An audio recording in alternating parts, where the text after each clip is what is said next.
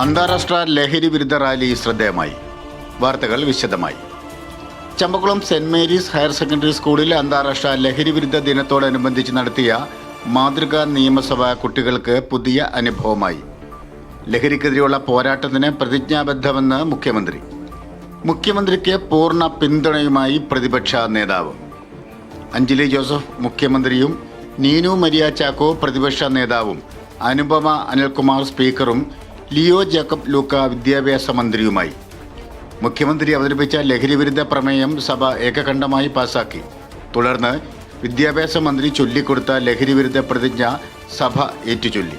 സ്പീക്കറുടെ പ്രവേശനം, ദേശീയഗാന ആലാപനത്തോടെ സഭാ നടപടികളുടെ ആരംഭവും അവസാനവും എന്നിവ കുട്ടികൾക്ക് പുതിയ അനുഭവമായി. സ്കൂളിലെ national service scheme, scout, guide, Vimukthi എന്നിവയുടെ നേതൃത്വത്തിലാണ് ലഹരി വിരുദ്ധ പരിപാടികൾ സംഘടിപ്പിച്ചത്. ബസിലിക്ക അങ്കണത്തിൽ നിന്ന് ആരംഭിച്ച ലഹരി വിരുദ്ധ റാലി ബസ് സ്റ്റാൻഡ്, കവല വഴി സ്കൂൾ അങ്കണത്തിൽ സമാപിച്ചു. Civil excise officer Aneesh P K ബോധവൽക്കരണ ക്ലാസ് നയിച്ചു. പോസ്റ്റർ രചന മത്സരം, പ്രശ്നോത്തരി എന്നിവ നടത്തി. ലഹരി വിരുദ്ധ സമ്മേളനം Champakkulam saint Mary's basilica assistant വികാരി ഫാദർ ടോണി പുതുവീട്ടിൽക്കളം ഉദ്ഘാടനം ചെയ്തു. പ്രിൻസിപ്പൽ സിബിച്ചൻ ജോർജ് സന്ദേശം നൽകി. ചാക്കോച്ചൻ വരാപ്പുഴ അധ്യക്ഷത വഹിച്ചു.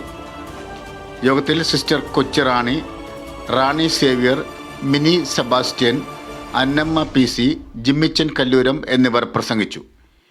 ജസ്റ്റിൻ ജോസഫ്, അന്നമ്മ PC, ജീന മരിയ ജോസഫ്, സരിക സാബു, ബാബു വർഗീസ് എന്നിവർ പരിപാടികൾക്ക് നേതൃത്വം നൽകി.